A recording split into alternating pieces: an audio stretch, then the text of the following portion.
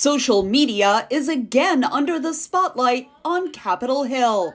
With just days left in this year's session, both Republican and Democratic Party senators are urging the House of Representatives to pass the Kids Online Safety Act. We have laws in the physical space that protect children from the harms of alcohol, tobacco, firearms, protect them from cyberbullying, protect them from exposure to sexual exploitation or pornography.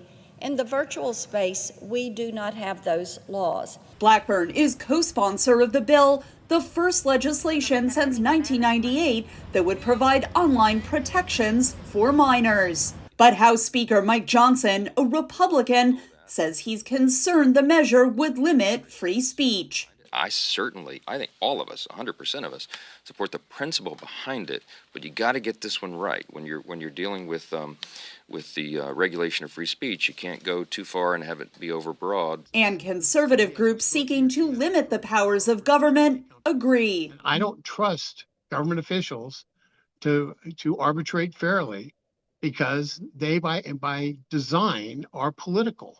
And we've seen what happens when political people weaponize speech, and that is dangerous, and it needs to be stopped.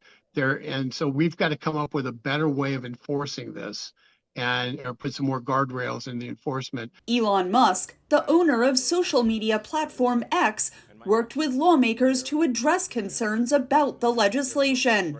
Democratic co-sponsor Richard Blumenthal said earlier this month. What we've clarified is that there's no censorship in this bill. There's no content moderation. There's no blocking of specific content.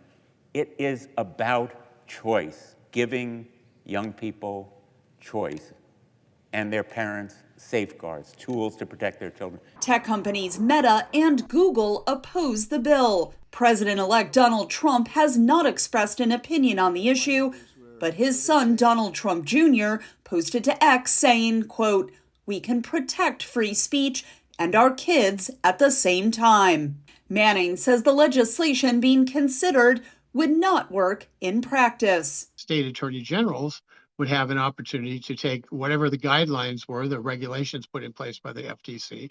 They would be able to then use those guidelines to determine speech within the context of their state.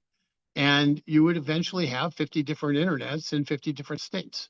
An earlier version of the bill passed the Senate by a vote of 91-3. Supporters are encouraging the House to vote on the legislation before the end of the year. Katherine Gypson, VOA News, Washington.